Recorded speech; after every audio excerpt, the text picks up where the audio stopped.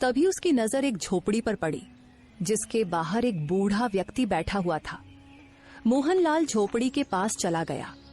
बूढ़ा मोहनलाल की ओर देखकर बोला, अरे तुम कौन हो? देखिए, मैं अपने गांव जा रहा था। रात हो गई है और ठंड भी बहुत है। क्या मैं एक रात आपकी झोपड़ी में रह सकता हूँ? अरे तुम लुटेरे या डाकू तो नहीं लगते। ठीक है, लेकिन सिर्फ एक रात। सुबह होते ही निकल जाना। मुझे अकेले रहने की आदत है। मोहनलाल ने आधी रात के बाद उस बूढ़े की झोपड़ी में शरण ले ली। रात का समय था। बूढ़ा व्यक्ति झोपड़ी के अंदर गहरी नींद में था, लेकिन मोहनलाल की आंखें उस जादुई पक्षी पर टिकी हुई थीं। क्यों ना इस पक्षी को परखा जाए। क्या राक्षस ने सच कहा था या झूठ?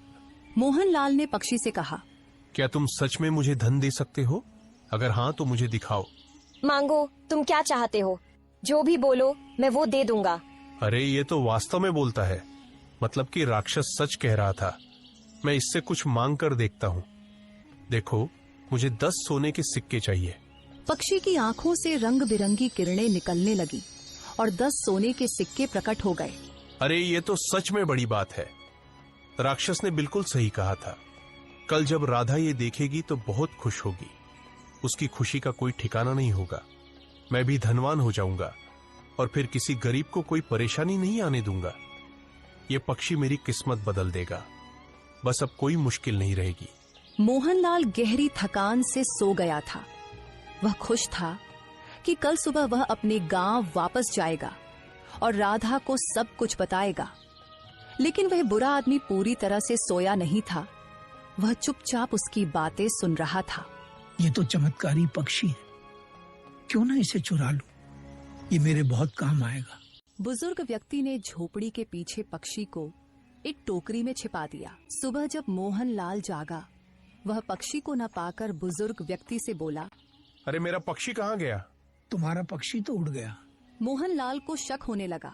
चुपचाप बताओ, मेरा पक्षी कहाँ है? अरे तो चला जा यहाँ से, मैं तुम्हें काट कर फेंक दूंगा। कोई पूछने भी नहीं आएगा। वह समझ गया था कि पक्षी बुजुर्ग आदमी के पास है, लेकिन मोहन बहुत कमजोर दिल का मालिक था। वह बुजुर्ग आदमी की बातें सुनकर डर गया और राक्षस के पास आ गया। ओ राक्षस, बाहर निकलो। मैं तुम्हें जिंदा नहीं छोड़ूंगा। बाहर निकलो, तुमने मुझे धोखा दिया है। राक्षस तुरंत तालाब से बाहर आकर बोला, अब बताओ क्या हुआ? मैंने तो तुम्हें वह चमत्कारी पक्षी दिया था जो तुम्हारी हर मुश्किल को आसान कर सकता है। तो फिर तुम वापस क्यों आए? अरे क्या पक्षी दिया था? वह तो उड़ गया। मैं रात को सोया था। सुबह उठा तो पक्षी गायब हो चुका था। यह कैसे हो सकता है? वह पक्षी तो अपने मालिक से अलग नहीं हो सकता था। अरे तो क्या मैं झूठ बोल रहा हूँ? मैं तुम्हें वैसा ही दूसरा पक्षी देता हूँ जो तुम्हारी हर ख्वाहिश पूरी करेगा। नहीं नहीं, मुझे ऐसी शक्ति चाहिए कि बड़ी से बड़ी सेना भी मेरा मुकाबला न कर सके। समझे? राक्षस प्रसन्न हो गया और एक रंगीन चमकती अंगूठी आदित्य को दे दी। यह एक जादुई अंगूठी है जो अब तुम्हारी मिल्कियत है। इसकी खास ताकत से तुम किसी को भी पत्थर में बदल सकते हो और जब चाहो तो उसे वापस भी ला सकते हो। यह शक्ति तुम्हें अपनी मर्जी के अनुसार हर हालात पर काबू पाने का मौका देगी। समझे? मोहनलाल उसी झोपड़ी में वापस लौट आया। दिल में कई विचारों के बादल छाए हुए थे। वह सोच रहा था कि क्या वास्तव में यह सब सच है?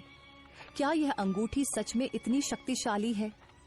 वह बुजुर्ग व्यक्ति के सामने जाकर खड़ा हुआ और गहरी सोच में डूबा हुआ बोला, सुनो, मेरा पक्षी वापस दो, वरना तुम्हारे लिए अच्छा नहीं होगा।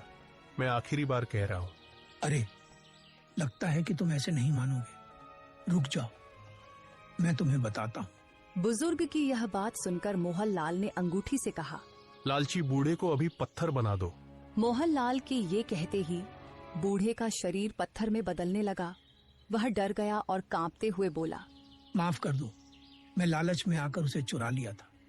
वह झोपड़ी के पीछे एक टोकरी में छुपा हुआ है।